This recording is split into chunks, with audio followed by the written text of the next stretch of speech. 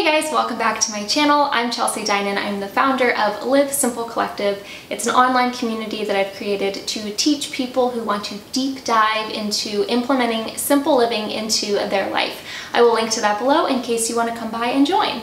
Today we are talking all about how to be intentional with your free time. So the first thing that I want to bring up as we talk about free time and how to be intentional with it is to remember that your time, all of your time, is so valuable. And so by realizing just how valuable your time is, you can choose to be more intentional with how you're spending your time every single day. If you're curious how I am intentional with my free time, feel free to head over to Instagram and follow me at Chelsea Dinan, where I often post about my life, my lifestyle, and how I am being more intentional with all my time. Now we're going to go through some suggestions that I have, things that I've done to really make use of my free time. The first thing is to set a specific time block. This is a practice within Simple Living that I've found to be extremely beneficial, really setting time blocks for every single thing that you need to do throughout your day. This helps you to be really intentional about it. This helps you to set boundaries and to really stick to that schedule. So this includes your free time. Being intentional means setting a specific time block for how much time you are going to have to do whatever.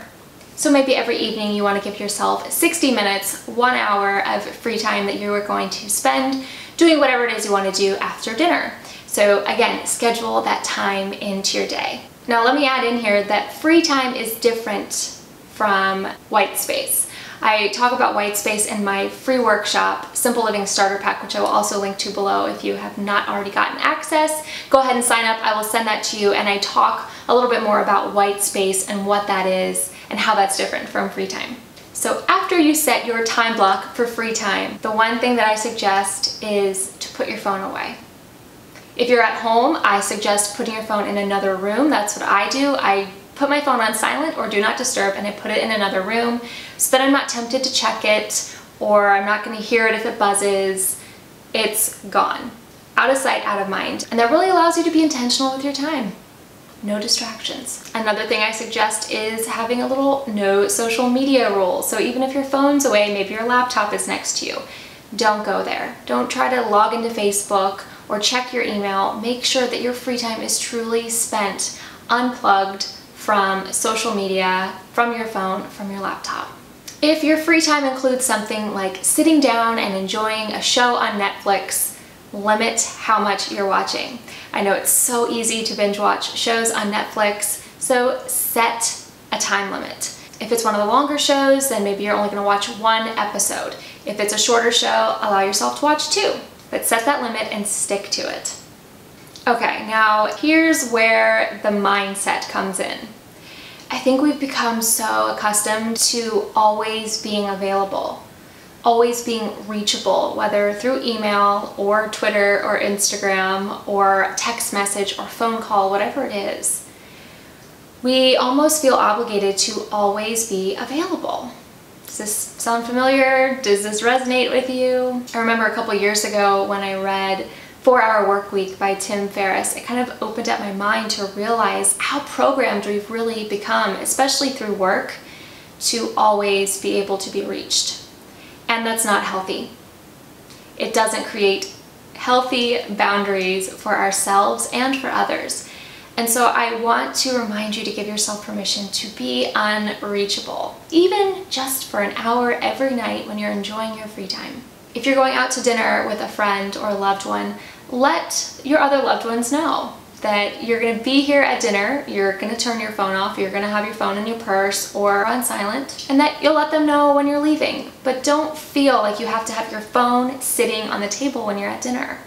Start to set those boundaries, start to change the way things are, and sometimes it's just out of habit. You're carrying your phone, you sit down at the table at dinner and you put your phone down and you start gabbing with your friend, and then your notifications are going off on your phone, and next thing you know, you're no longer in that present moment. So start to change the rules a little bit.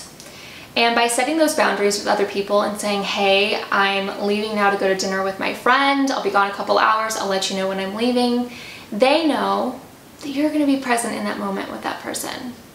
They don't need to be texting you updates on the game or whatever it is. You'll get back to them when you're done. I know for me personally, I've always found distractions to be the hardest part about really being intentional with my free time. I don't get much free time. I know a lot of entrepreneurs and people that work from home find it difficult to often separate ourselves from work and home. Because if my office is right here, I can always just jump back in and get some work done. And so when you're separating yourself from work or from other people being able to reach you, you really do have to set those boundaries with yourself and with other people. And you have to stick to them. Because the second you walk into your room to get that phone and bring it into the room where you're relaxing, or you pull it out of your purse at dinner, that brings you out of the present moment. That's a distraction that's coming in. That's taking away from your free time. And yeah, social media is fun and entertaining, but is that really the best way that you can be intentional with the small amount of free time that you get?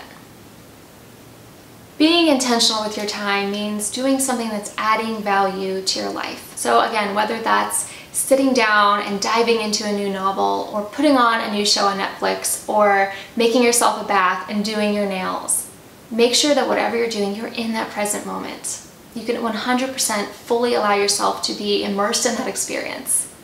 No distractions. So how are you going to be more intentional with your time? What's something that you picked up from this video that you want to incorporate into your life to help you be more intentional? I'd love to hear from you. Leave me a comment below letting me know what your first step is going to be and how you're going to spend that time and be more intentional with it.